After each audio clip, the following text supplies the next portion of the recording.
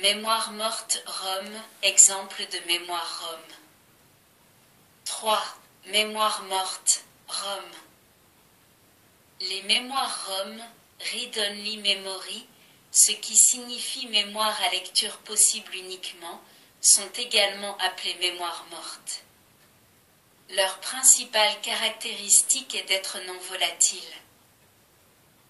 La cellule élémentaire d'une ROM peut être obtenue à partir d'une cellule de mémoire dynamique en substituant au condensateur un circuit ouvert ou une liaison à la masse.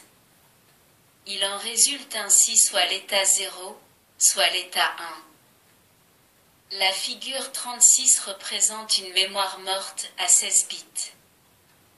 Chaque cellule de mémoire est formée par une diode et par un interrupteur qui est soit ouvert, soit fermé.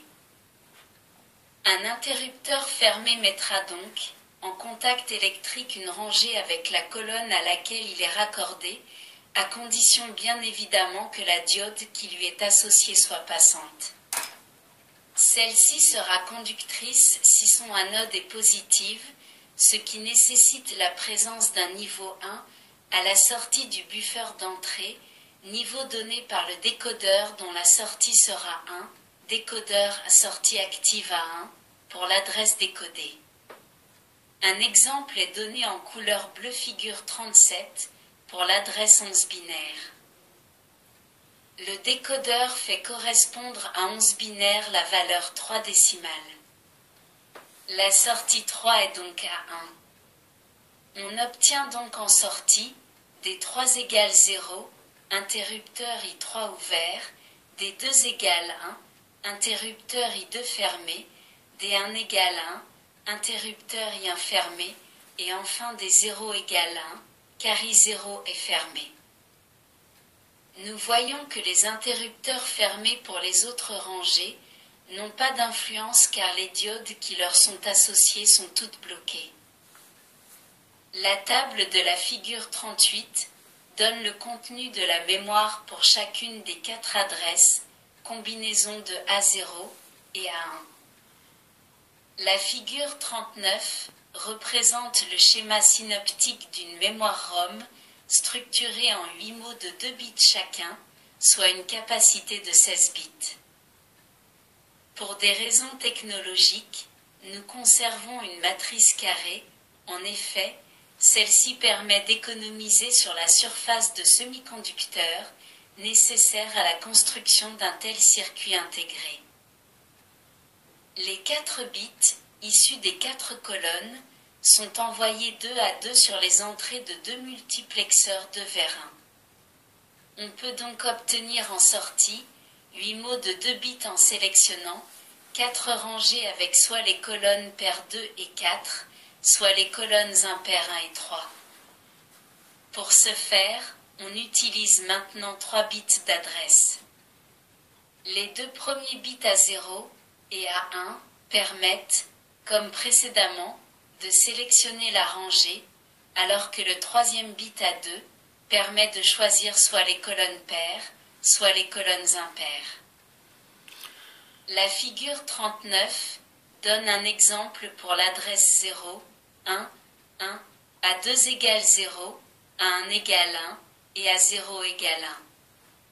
0,11 binaire est décodé comme 3 décimales et c'est donc la sortie 3 du décodeur qui est à 1. Elle valide alors les diodes de la 3e rangée à travers le buffer. Le bit à 2 étant à 0, le multiplexeur sélectionne les colonnes 1 et 3, colonnes impaires. On lit alors des 1 égale 0 et des 0 égale 1, itinéraire en couleur bleue sur la figure 39.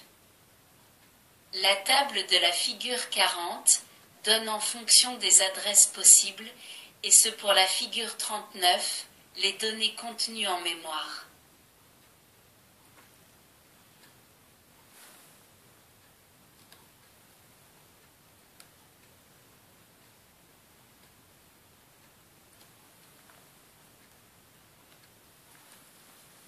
Les contacts apparaissant figure 39 ne sont pas en réalité des interrupteurs mécaniques, mais des liaisons électriques internes au circuit intégré, réalisées lors de sa fabrication.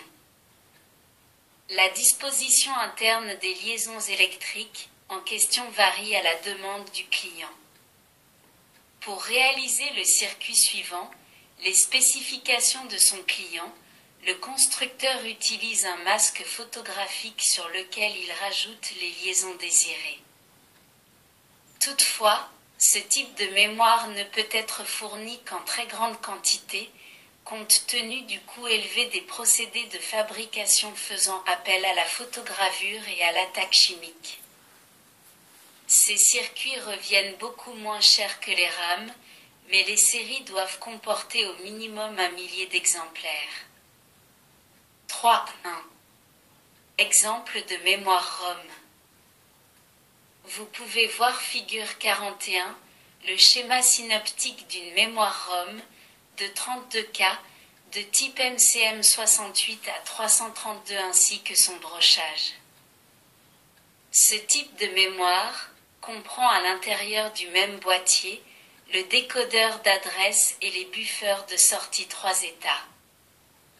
3.2. Utilisation de mémoire ROM dans les circuits combinatoires. Compte tenu de leurs propriétés, les mémoires ROM peuvent, dans certaines conditions, remplacer un circuit combinatoire. En effet, si l'on assimile une adresse à un ensemble de variables d'entrée, on peut considérer que là où les données obtenues en lisant la position mémoire à l'adresse en question seront les variables de sortie du système. La figure 42 représente la table de vérité d'un circuit. Figure 42. Exemple de table de vérité. A, B, C, S1, S2, 0, 0, 0, 0, 0, 0, 0, 1, 1, 0, 0, 1, 0, 1, 0, 0, 1, 1, 1, 0, 1, 0, 0, 1, 1, 1, 0, 1, 1,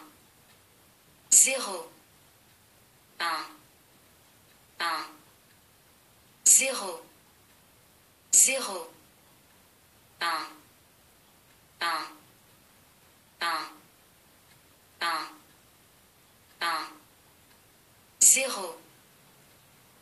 Il suffira donc d'écrire dans une mémoire 00 à l'adresse 000 1 0, à l'adresse 001 1 0, à l'adresse 010 1 0, à l'adresse 011 11, à l'adresse 100 1 0, à l'adresse 101 01, à l'adresse 1 1 0 et 1 0, à l'adresse 1 1 1, pour pouvoir remplacer le circuit combinatoire par une ROM.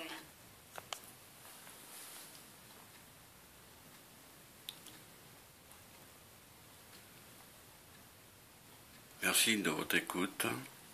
À bientôt.